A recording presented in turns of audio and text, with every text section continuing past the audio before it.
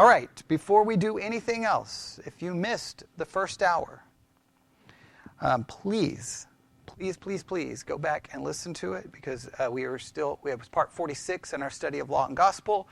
Very important principle put forth in that hour. I could say that for every episode of the series for law and gospel, how important they've all been. So please do that. But for this hour, we're not going to be looking at law and gospel. So that means you're not going to get the review from the previous hour. So, yeah, if you don't go back and listen, then you're not going to get the point. Okay, maybe next week you will. And tonight, we'll probably return to law and gospel tonight. But for this morning, this is what's going to happen. For the next hour, Bible study exercise rules apply. And if you've listened to the Bible study exercise podcast series, you know that that is designed to do what?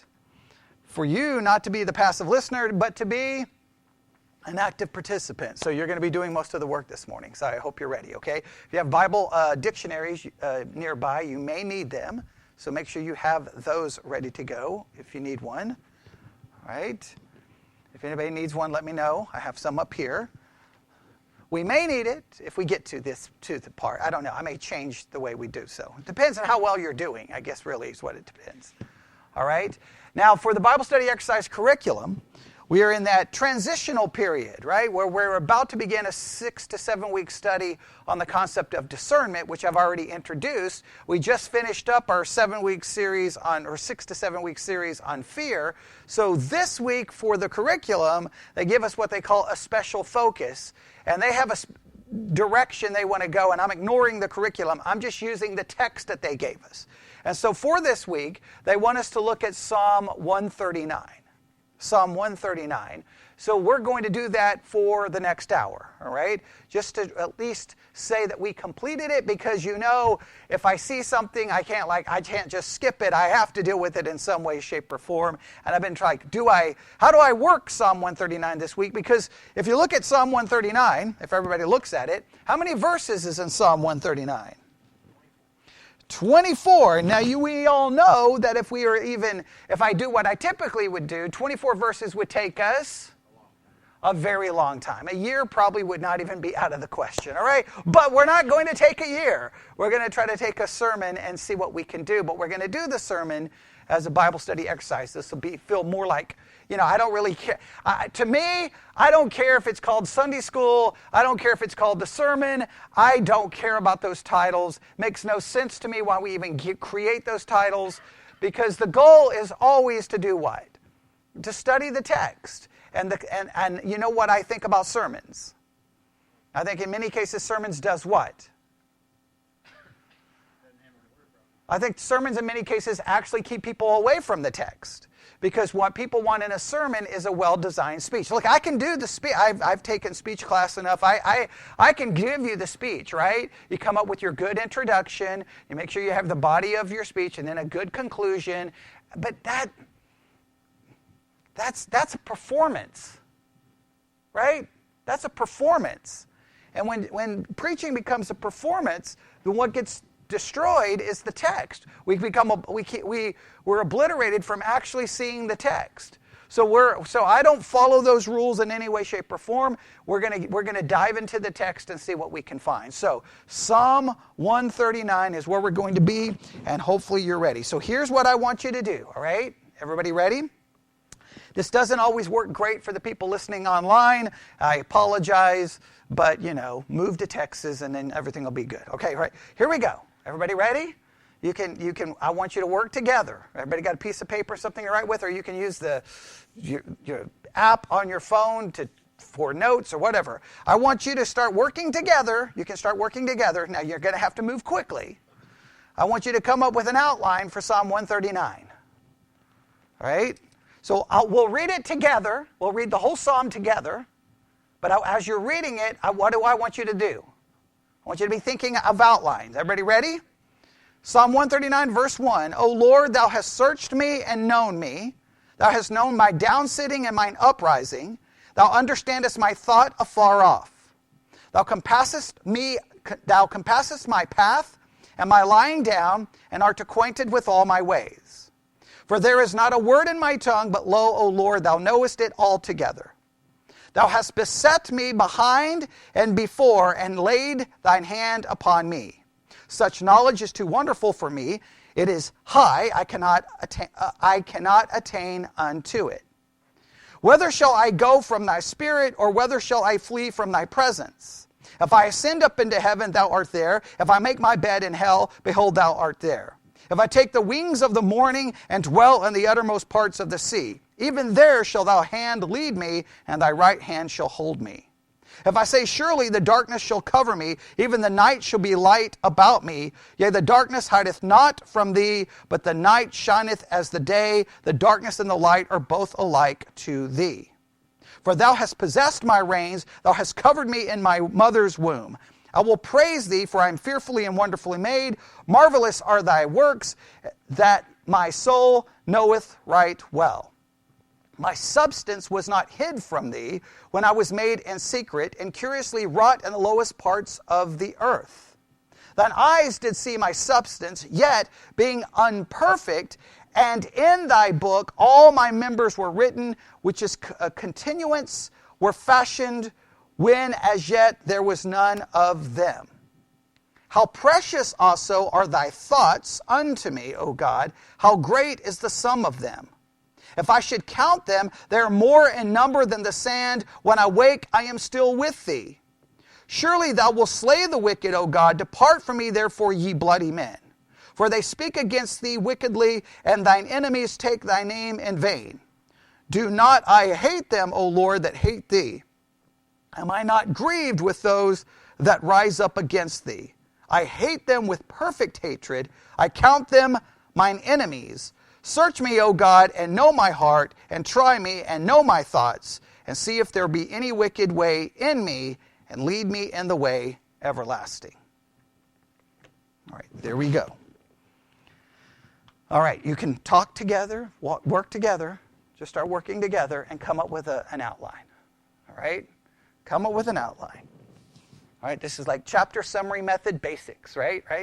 Basic 101. For those who may not know, in this church we have a rule. What's the number one rule in outlining? No interpretation allowed. If your outline has an interpretation, what happens? You have to stand up in front of the whole church and be humiliated. No, I'm joking. All right. Why is an outline never to contain interpretation? Outline is observational, because you can't interpret until you have observed. Y'all know this stuff so good. All right, talk together, work together. I mean it. Just talk, work together. I just have to keep talking for the people online, because they'll be like, it's just silent. So I just have to keep talking. They can't hear what you're saying, all right? But y'all don't work together, talk together, break up into groups, walk around the church. I don't care what you do. Lay on the floor, whatever. Okay? All right, good. There you go. Robert's talking to the goodlets. That's good. All right. No, that's good. That's what I want. And trust me, there's not agreement on how this should be outlined.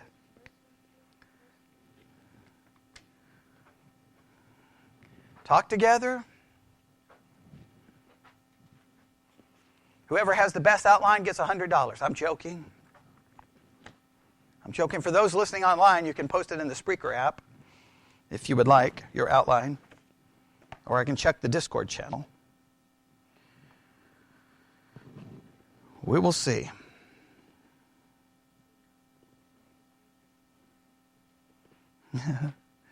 We'll see who does outlining all the time and who is new to the concept. Yeah. What'd you say? Oh, you're new to it. Okay. I outline everything. If I'm in a drive-thru ordering food, I'm going to outline it. I talk in outlines if you've ever heard me talk. I'm like, number 1, number 2, I outline everything. See what you come up with. Stephen is just doing it all solo. He's like, I don't need anybody. I got this.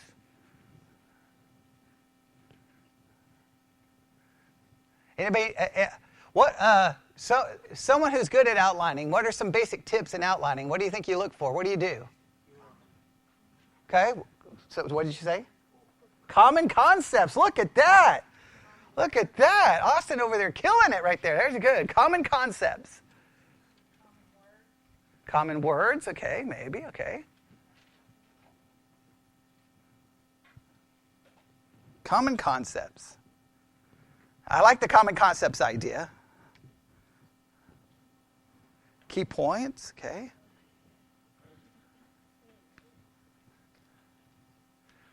I'll throw out an idea.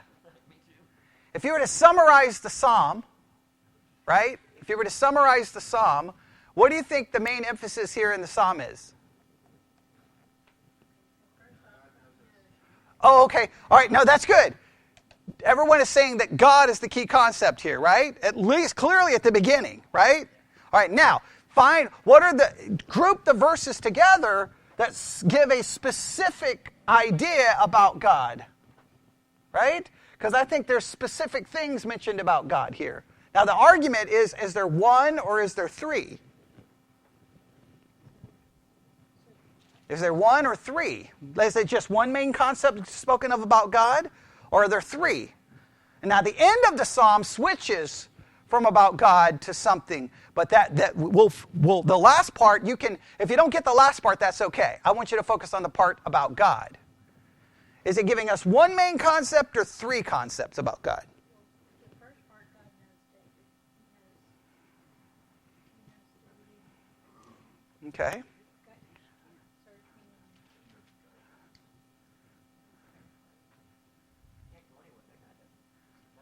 Okay. That's good. I'm hearing some going in the right direction. Or at least I think so. I'm drinking this expired water. Yeah. Well, it has an expiration date. Okay. I don't know. If I drop down and start flopping around, the water was bad. Okay. I'm hearing a lot of that, okay?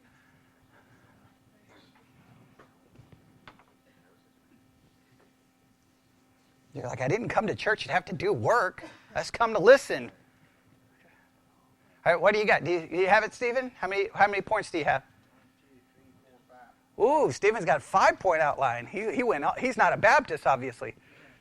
Okay, 5-point outline. All right. Everyone's looking to Sarah for the answer. I don't know why. Okay. Sarah's like, she's like, leave me alone. Yeah. Diane's like, I don't care that Stephen has 5 points. Sarah, what do you have? Stephen, nobody even listened to Stephen's. All right. Just because she learned it all from you, Stephen, don't know. Okay. Anybody else? How many points do people have? What's the common idea here? What do we have? All right, we have 2 points? Okay, all right. I hear a number. I'm going to use it. What do we have? Oh, Emma's got 4. Okay. I like the 4 idea. That's what I would come up with.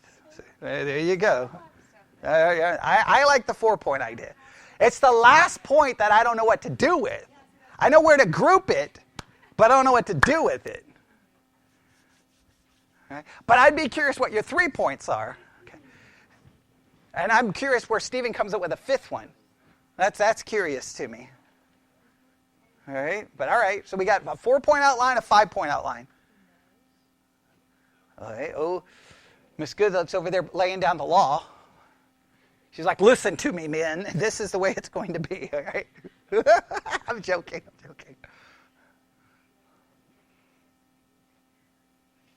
All right, Sarah, what you got? 4. 4. Okay, we got 2 with 4, 1 with 5.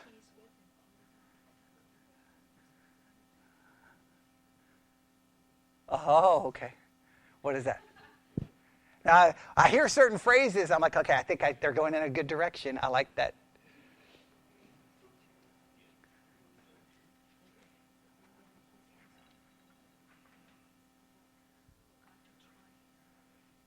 Okay, that's interesting.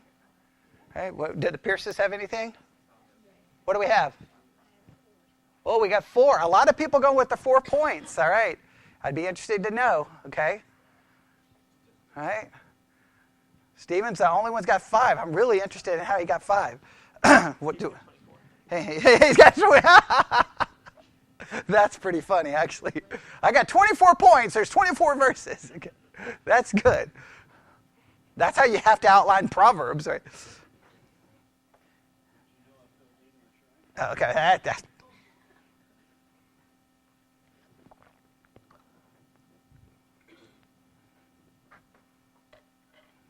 All right. Now, I don't want this to lead to marital disputes over there, okay? Okay. All of a sudden, divorce rate goes up by 100% because of the sermon.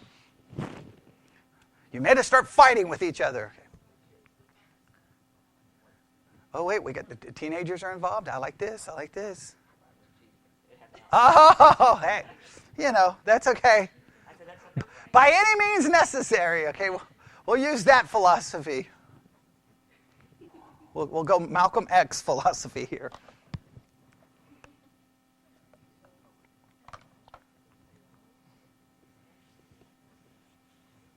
All right. Okay, so both of y'all have 4? Or did you have more or less? Or you're still figuring it out? Okay, Bobby's still working on it, okay? All right. So what do you got, Mary? You just see 2 points? Oh, interesting. Okay. Mary's got it broken down to 2. I'm going to really like to see how that's grouped. That's fine. I think Matthew Henry kind of goes with your concept, I think he has it too. Depends on how you view. Hang on. Let me verify.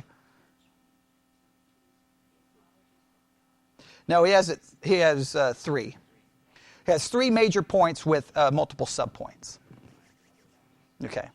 But I'm not asking you for the subpoints because so for a simple outline, you just group everything into major points. And a more complicated one, did you do subpoints, Stephen, or just major points? Major points. Anybody do subpoints? No? Okay, good. I don't want you to have to try to do subpoints. Oh, we have a possible 3 coming now, all right.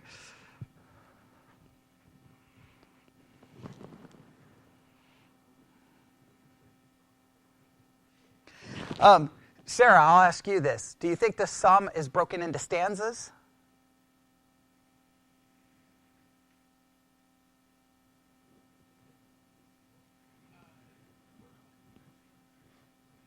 I figured that's kind of the direction you would go. Because some believe it's broken into a certain number of stanzas, and then that's how they outline it based off those stanzas. And 3 of the stanzas are basically about God, and the 4th one, just throwing out the idea,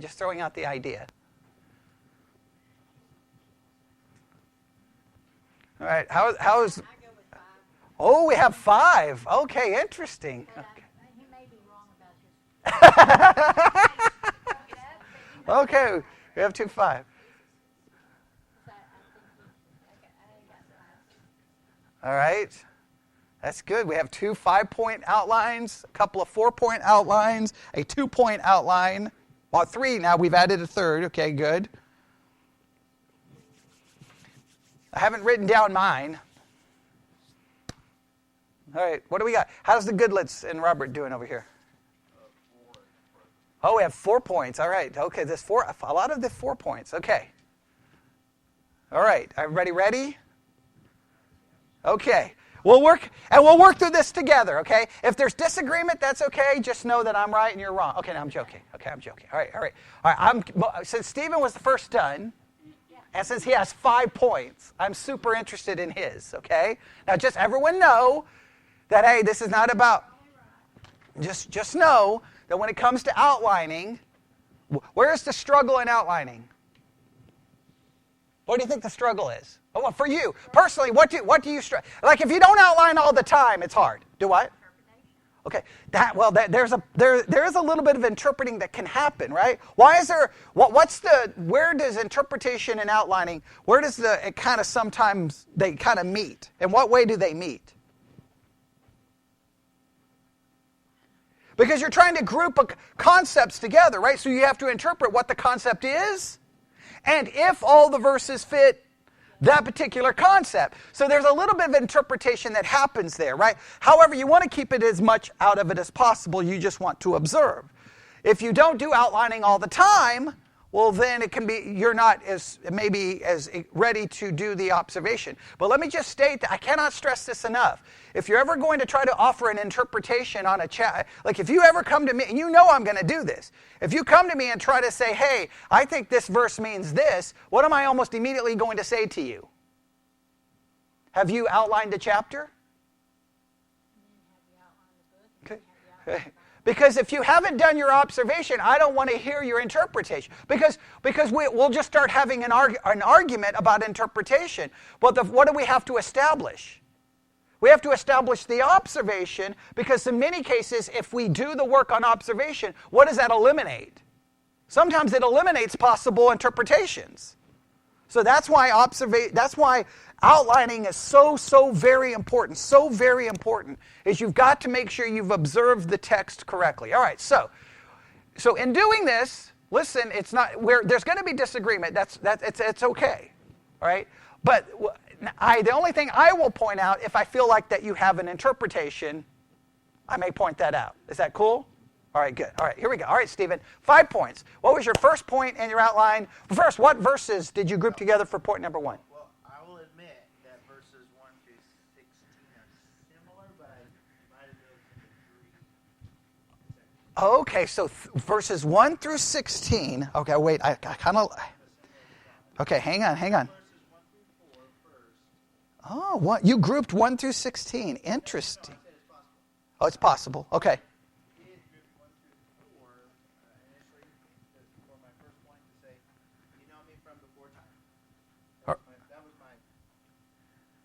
All right, so I'm now. Tell me if I a lot of times I will rephrase your outlines, right? And I only rephrase it because I'm curious to see if what I'm thinking you're saying is true. So when I rephrase it, that's why I'm rephrasing it. Okay, so you focused verses 1 through 4. Tell me if this is acceptable to say on God's knowledge. Yeah, knowing. On knowing. Okay, all right. So he put verses 1 through 4 were focused on God's knowing. Everybody see that? All right. So point number 1, I'm just going to put God's knowing. All right. What's another word for God knowing? Omniscience. Oh, very good. Okay, just keep that down. You may want to write down the word omniscience. Just write it down to the side somewhere. Okay. Oh, you. Emma knows where I'm going. Are you sure you know? Okay, you might? Okay, all right. All right, see? You can tell the people who pay attention in church. Okay, now, all right, here we go. All right, then what's next? I took 5 through 12, and I said you, but God sees me everywhere. Okay, so you have God knowing, and then you have God seeing. He put 5 through 12 as God seeing. Interesting. Okay, that's interesting. Knowing and seeing. Now, I just a question. Does people perceive God knowing and seeing as the same or different? I'm just curious how y'all would do this. Do y'all see God knowing and God seeing as same or different? Oh, y'all see different. Okay, so we have a disagreement here. I like this. All right, so Stephen and Diane see God knowing and seeing as something separate. Bobby, Mary sees them as the same. Okay. Oh, now see, that's what I was kind of hoping for. Okay, good. I see Emma knows exactly where I'm going here. Okay. All right. So we'll say that Stephen says God knowing is verses 1 through 4, and then 6 through 12. You said? I said 5 through 12 is God seeing. All right. Next. For me? Uh huh. I said 13 through 16. I said you, God, created me wonderfully. All right, so 13 through 16, creation. God is creator. All right, God is creator. Is there another word we could use to describe God as creator? Does that describe power? Omnipotent. Omnipotent, all right? So we clearly have omniscience and omnipotence, right? Now the seeing is kind of throwing me off, but okay, all right? Diane changed the seeing to present. That would be Omnipresent. Oh, okay. I think we have something developing here. Okay. And then, how many points do you have? That. The next point I said was verses 17 through 22. Okay. I said God's righteous thoughts and ways. 17 to 22, God's righteous ways. This would be God's holiness. Okay, possibly. Okay. All right, that's good. I don't know if I would have went that direction. And then the last two verses? I said, 23 and 24, I said, search me, God. Search me, God. Okay. All right, 5 points. Interesting.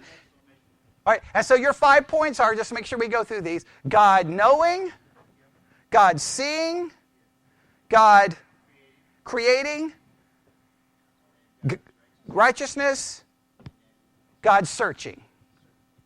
Okay, all right. That's interesting. There's the 5 points, all right? Who, Sarah, what did you have? You have 4 points? What do you have? I have 4, I just didn't know how to title the last one. Oh, yeah, okay, good.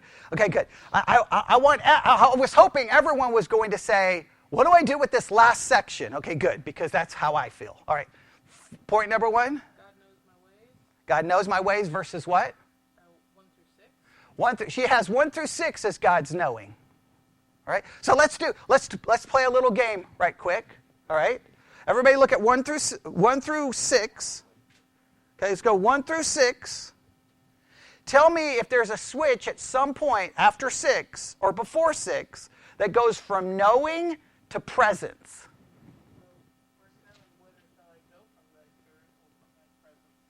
Okay, so do we agree that 7 changes from knowing to presence? Okay, that's where you came up with it? Okay, good. Okay, that's good. All right, good. All right. Does everybody see that? Well, in verse 3 and verse 5, thou Compassest. my path thou hast beset me behind. I saw that still as God doing the same kind of action. Okay. That's why I put the division 7. Okay, all right, good. All right. So you have number 1 from verses 1 through 6 as God's knowing. Agreed? Starting in 7 to what? 7 to 12. 7 to 12 you have as God's. Knows and that's where I was having trouble, where I hide, my motives, my presence. Oh, so you still went with knowing. Yes. So you broke the knowing into 2 different categories. Ah, interesting. Okay, so you went from verse 1 to what? And then the third? So she went from 1 to 18, all about God. So she could have had God's knowledge or God's omniscience, and then she broke it into 3 subpoints. Right? Would that be fair? Okay, interesting. Okay, all dealt with God's knowledge. Okay, all right. So there's a lot of emphasis on knowledge here, what God knows. Okay, Emma, what did you do? I said verses 1 through 6, God's knowledge, verses 7 through 13, God's presence. Okay. I put 14 through 22 as praising God's word. Okay. And then 23 and 24, I said God's examination of creation. All right. Okay. So, she separated knowledge and presence. All right. So a lot of you have grouped knowledge together. She separated 2. All right. Anybody else? What else do we have? Mary, did you want to share yours or no? If you don't want to, that's fine. Okay. I won't put you on the spot only because you're new. After a certain period of time, you don't get a choice. Okay, I know, but I still, you don't want to. Look, I don't want to lose anybody, okay, right? Okay. After enough time, it's like it doesn't matter, okay? You're stuck, okay? You checked in, you can't ever check out. Okay, all right, what did y'all have? Well, we pretty much is everyone's agreement on the knowledge part, 1 through 4. Okay, yeah, I think everyone's in agreement that 1 through 4 is definitely focused on knowledge, right? Some add verse 5 and 6. Me and Emma obviously change. We think there's a difference, but okay. But then from 5 to 13, we went test and trials. Oh, interesting. Okay. And then we had guidance, 14 to 22. Okay. Searching. Huh, interesting. Okay. I took this kind of an interesting direction. I'm going to give you some different commentaries here and just see what they do here. And then I'm going to throw out my own thoughts here. Everybody ready? Okay, we're going to run out of time, but that's okay. All right, here we go. Just a couple of things about Psalm 139, all right? According to Matthew Henry, many Jewish scholars are of the opinion that this is the most excellent of all the Psalms of David. That this is it. This is the most excellent one. All right? And that it is a very pious and devout meditation. It is upon the doctrine of God's, and this is what Matthew Henry says, that the whole chapter is upon the doctrine of God's omniscience. They see the whole chapter about God's omniscience. That's how Matthew Henry approaches it. Sarah kind of approached it that way, right? Stephen kind of, and I think a lot of you did, right? Where me and Emma, clearly we are in a different opinion here. We're a strong different opinion, all right? So, we'll see why me and Emma are right and all of you are wrong in a minute, okay? But, okay, I'm joking, okay? This is how Matthew Henry breaks it down. Everybody ready? Number one, this doctrine is here asserted and fully laid down, verses 1 through 6. He says this lays down the doctrine. And the doctrine of what? Omniscience, all right? Number two, it is confirmed by two arguments. He says the second major point is that this doctrine is confirmed by making two arguments. This is how Matthew Henry does it. Now you can immediately see he's going very interpretive in his outlining. Very interpretive, all right? Here are the two arguments. God is everywhere present, therefore he knows all. So Emma, Matthew Henry tells us that God's omnipresence is based off his omniscience, which really baffles me. Hey, the reason he knows everything is because he's present everywhere. But I believe those are two different attributes. That's my take. So I think that's interesting. He goes on, his second, he made us, therefore he knows us. So he takes the fact that verses 13 through 16, speaking of creation, is the reason he knows you is because he made you, which he connects it back to his omniscience, which is kind of interesting. Then his third main point is some inferences are drawn from this doctrine. In other words, because this is true of God's omniscience, here are some things we can infer from it. And then he breaks down the different things we can infer from it. Number one, it may fill us with pleasing admiration of God. It should fill us with a holy dread and hatred of sin and sinners. And it should fill us with a holy satisfaction in our own integrity concerning which we may appeal to God. There's a lot here I don't know. We could take his apart and have all kinds of discussions here. Now, another breaks it down this way. The psalm falls into 4 stanzas. That's why I asked Sarah if she saw it as 4 stanzas. Do you think that's an accurate statement, or would you disagree with that? Okay. Would begin and end? Okay, all right. They believe it's broken into 4 stanzas. All right? Now, some of your Bibles, does it break it down into different sections? My NIV, it gives gaps. Okay, the NIV does. How many? Well, 3 big gaps, but then it has some smaller sub-gaps too. That may have guided me. Okay, all right. Now, sometimes your Bibles will kind of break it down into stanzas. Some don't, all right? If it kind of breaks it into stanzas, it would be interesting to see. The first 3 stanzas deal with different attributes of God. Ooh, did you hear that? 3 attributes of God. Now, I want everyone to look from verses 1 to 18. I want you to go from verses 1 through 18. You can look at it for yourself. See if you can identify 3 attributes of God in verses 1 to 18. I feel like we're in Theology 101 class here, right? It's kind of a hermeneutics class mixed with a theology class. 3 attributes.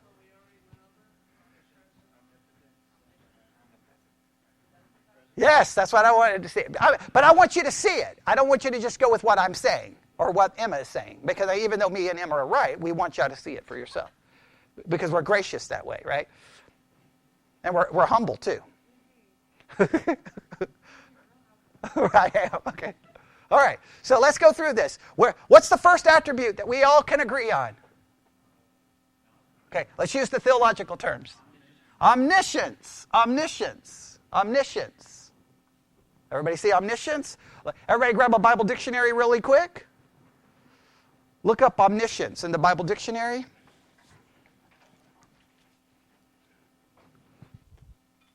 We got to try to wrap this up in 15 minutes, boy. Right? If you find the page number for where omniscience is listed in the Bible dictionary, you're going to see the other attributes are listed right with it. 925. 925.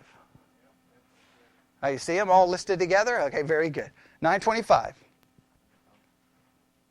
All right, everybody got it? Okay. Everybody ready? All right, omniscience.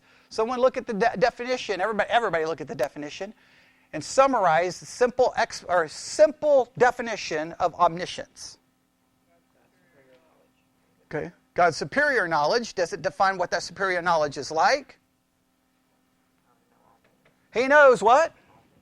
All things. God's omniscience is that God knows all things at all times. All right? Please remember, the only omniscience, the only omniscient being there is not you, it's God. You do not know all things. None of you know all things. We act like we know all things, but we don't. God knows all things. Now, why is that significant? What is the theological implications of God knowing all things?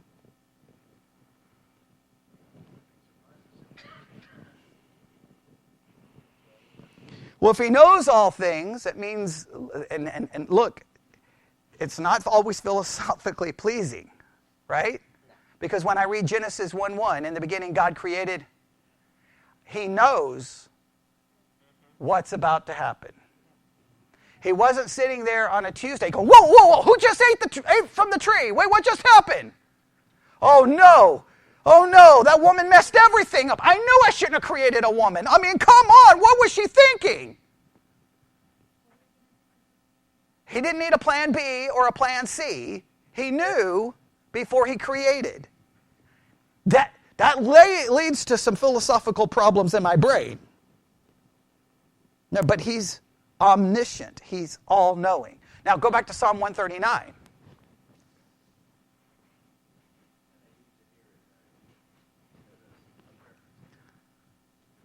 Oh, they're going to use it in the dictionary. I think for all the ones. All right, so let's go here. So what does, in this, we know God is knowing of all things. Let's go through Psalm 139, and let's look at what God knows. Everybody ready?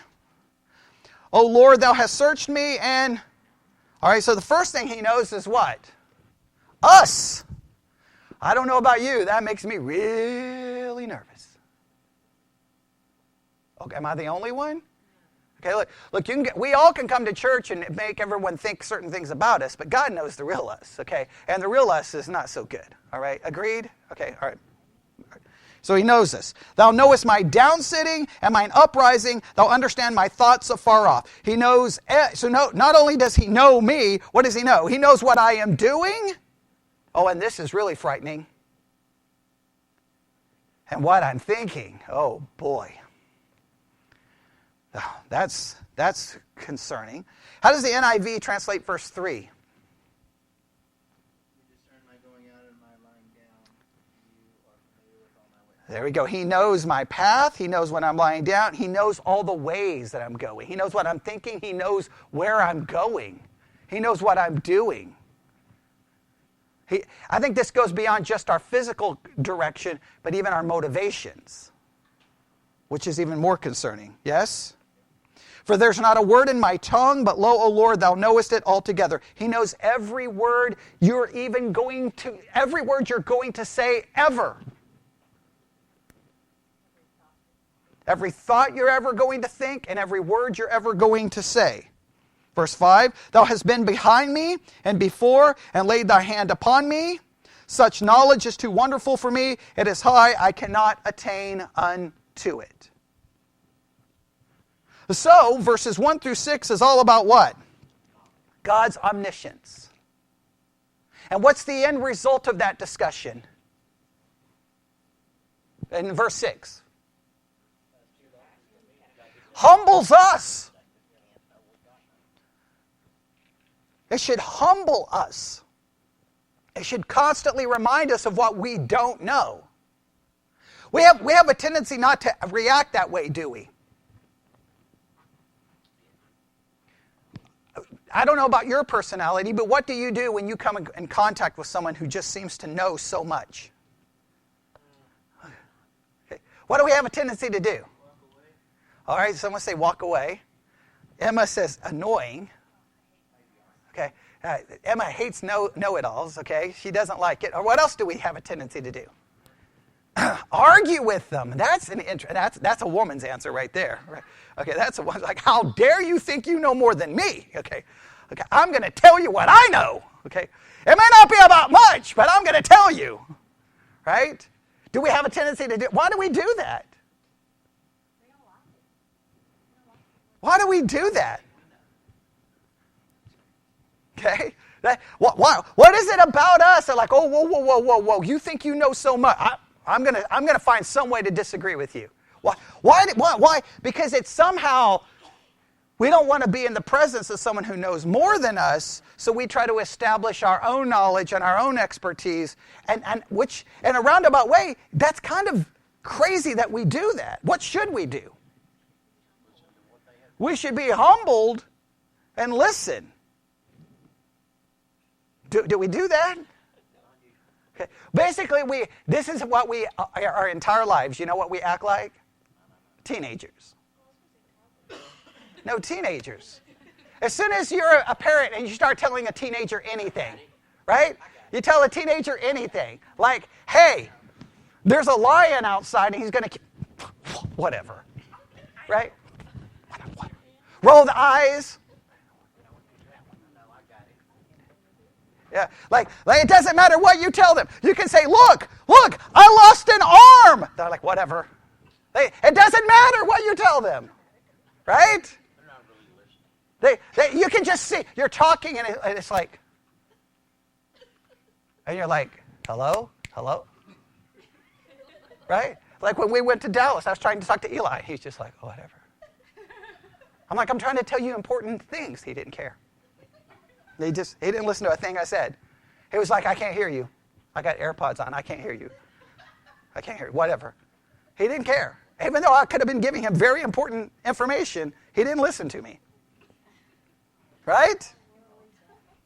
Wait, there's something inside of us that when we are confronted with something greater than us, we want to destroy that which is greater than us to build us up. Right? That's like if I'm playing basketball and I'm getting beat by the adults, I'm going to go find some little kids and just knock the ball down and say, I'm better than you, right? It makes me feel better, right? Oh, come on, you're not. We all do that, right? Okay, Eli knows, right? He'll grab his sisters. Boom, say, I'm better than you, right? Okay? Yes? We have a tendency. So God's omniscience should do what? Should humble us. But we all walk around like we know more than God. I don't know. Sometimes I feel like God's not listening to me because I've got a lot of information to share.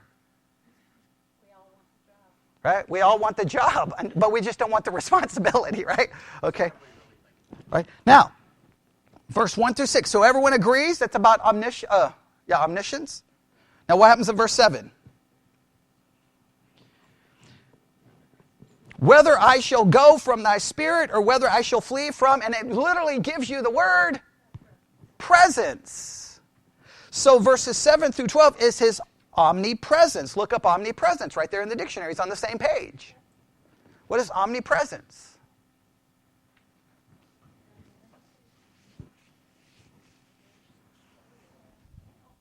Everywhere, at all times. God is present everywhere at all times. Now, what do we have a tendency to do with this? Here's what I want you to see. Whenever we're confronted with that is greater than us, we always have a tendency to want to take that and bring it down to our level to show some form of superiority to it because of our own pride. Our pride does not like to be confronted with something better than it. Agreed? So what do we do with God's omnipresence? We convince ourselves that we can do what? Hide from God. We all know a famous biblical story about it, right?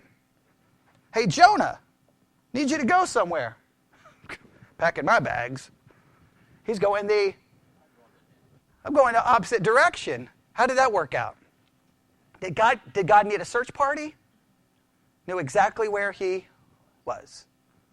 Exactly where he was. Now, this section about God's omnipresence, where do you think it goes down to?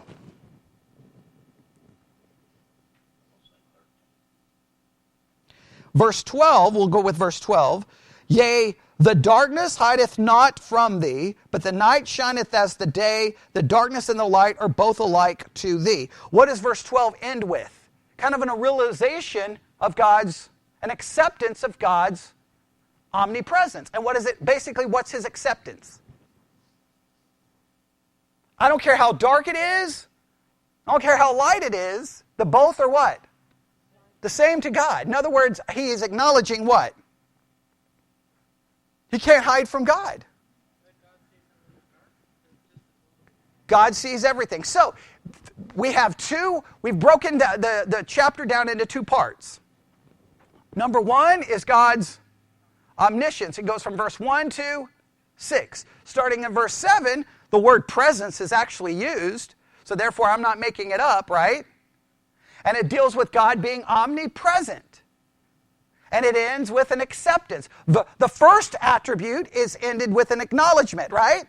Hey, I'll never understand. I'll never have this knowledge. And the second attribute is ended with an acknowledgement that no matter what, God sees everything. Or God's present everywhere, I should say. In other words, he can perceive everything because he's present everywhere. Yes? Right? So we have God's, everybody use the theological terms with me. Omniscience, verses 1 through 6. Second, omnipresent, verses 7 through 12. Now let me make it very clear. God's omniscience and God's omnipresence leads to major philosophical trouble. It causes me to have problems. Because if he knows everything and he's present everywhere, then why do certain things happen? Does that ever bother you? Which then acknowledges sometimes things we don't like are part of God's will, which leads to all kinds of philosophical problems, but okay, all right. Now, what happens in verse 13? All right, someone used the word omnipotence. Okay, what is the word omnipotence? Look it up in the dictionary again. All powerful. All powerful. Now, how is his power seen in verses 13 to... Where do we think it stops? Well, let's look at it. Starting in verse 13.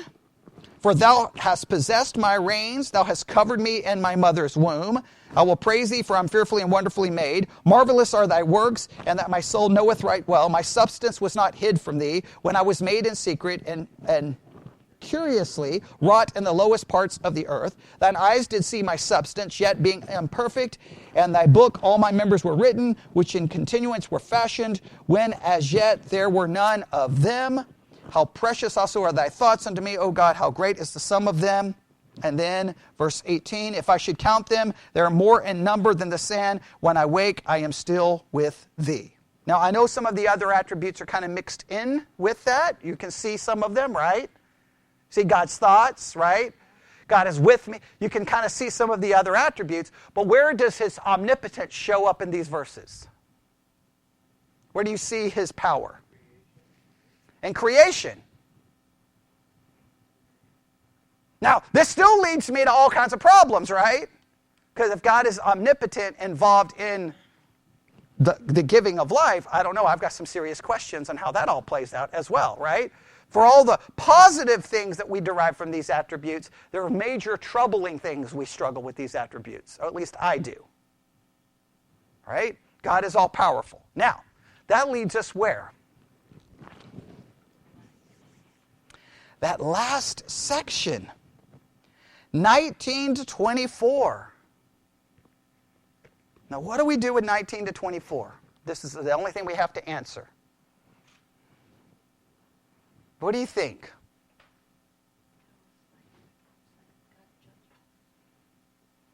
Yeah, this is a hard section. Emma, this is where you had problems? Yeah. I think, Sarah, you even acknowledge you had trouble here, right? Some of you broke that last section into 2 parts, right? Let's read the verses and see what we find here. All right? Surely thou wilt slay the wicked, O God. Depart from me, therefore, ye bloody men. Now, immediately, don't you feel a change? Right? All of a sudden, instead of just, it just feels like there's a change here in tone, right? Talking about how wonderful God is and all of this power and knowledge, all of a sudden it's like, boom, okay, now he's going to judge. Now, this is how some understand it. That the 3 attributes that are articulated before, right? What are the 3 attributes? Omniscience, omnipresence, and omnipotence, right? Just make sure you know these. These are basic attributes. When you get a degree in theology, you study the attributes of God. There are 2 kinds of attributes. What are they? Communicable, non-communicable. What do we mean by communicable and non-communicable? Those that are easily communicated to us, and those that, or when we say communicated, in other words, we see, we can perceive, and others are just not communicated in an intangible way. Does that make sense? All right. So we could break that all down. So a lot of people, what they think happens here is at the end of the psalm is the natural result of these 3 truths. Because of these, this is the result. If God is all-knowing, if God is present everywhere at all times, and if God is all-powerful, the natural result of that will be, what's the next verse? Judge. Judgment will occur. Why will judgment occur? Well, he's powerful enough to do it. He has the knowledge of what is real, and he's been present to see it. So judgment flows from it. We could say this, wherever God knows, wherever God is present, judgment always follows because he has the power to carry it out. And so what happens here? He will slay the wicked. O God, depart from me, therefore, ye bloody men. For they speak against thee wickedly, and thine enemies take my name in vain. Do not I hate them, O Lord, that hate thee? Am not I grieved with those that rise up against thee? I hate them with perfect hatred. I count them mine enemies. Now this becomes very troubling in how to understand this. Right? Okay? It sounds a little like, whoa, David, you're saying some really strong words. I think, and I'll just throw this out there as a hypothesis. If we see and understand as God sees and understands, which is never perfectly, right? But we know this. If we study God, we know that God clearly sees and perceives and declares what truth about all people. All people are wicked. Therefore, we should see the wickedness as God sees the wickedness, not based on what we feel. Now, the only problem I have, I think David kind of corrects this, because if David was honest with himself. Now remember, when we're reading the Psalms, what kind of literature are we reading? Poetic. Right, we're reading poetry, right? So he expresses things in kind of a very emotional way. So what he's doing is like, okay, I know God sees all of this, and therefore I see and I feel the same way. Now what we would hope he would do is do what? What we always hope is he would be like, woe is me. Right? Woe is me. Because if at this point, David should know, who's a wicked man? I'm a wicked man. Who should be slain? I mean, because clearly David should be slain, right? The Old Testament establishes if I take someone else's life,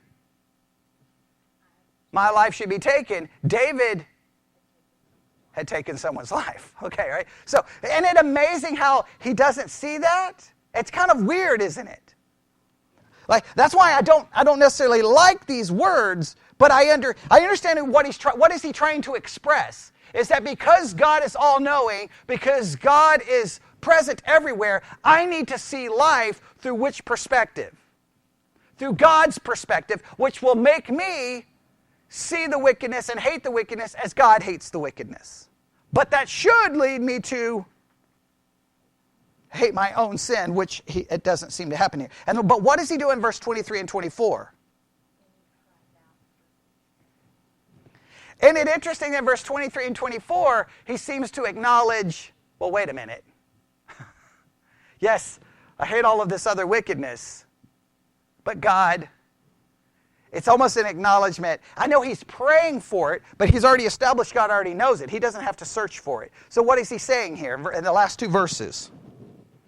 Search me, O God, and know my heart. Try me and know my thoughts, and see if there be any wicked way in me, and lead me in the way everlasting. What he's realizing is he just spoke about the wickedness and evil of other people.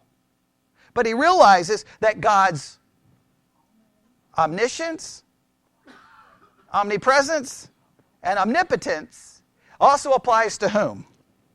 Himself. Himself.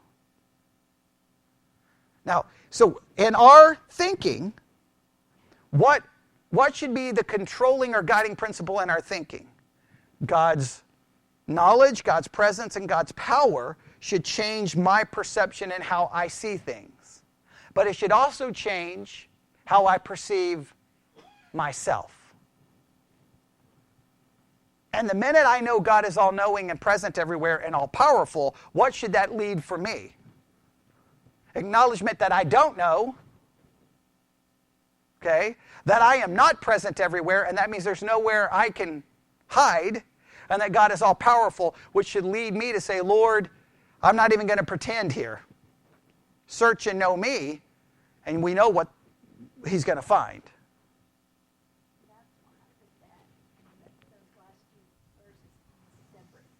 Right. And I'm just grouping it that I think all of that is the outworking of this. Theology should always lead to what? Practical change in our thinking. Remember, if we go back in time, what were the two great academic pursuits? Theology and philosophy. Those were the two great. All other academic pursuits flowed from these two, right? Because theology gives us ultimate reality, right? Reality flows from a right understanding of God. A wrong understanding of God, you have a wrong understanding of reality. So what's the right perception of reality? There is a God who knows all things, present everywhere, and all-powerful. Immediately makes me realize I don't know all things. I clearly can't hide from God, and clearly he has more power over me than I have over him. That fixes your reality, right? And then why philosophy? Philosophy is about now perceiving and asking questions about the world and understanding the world, but we do so in light of what? Theology. So here at the end, he tries to basically put forth a philosophy about life based off the theology.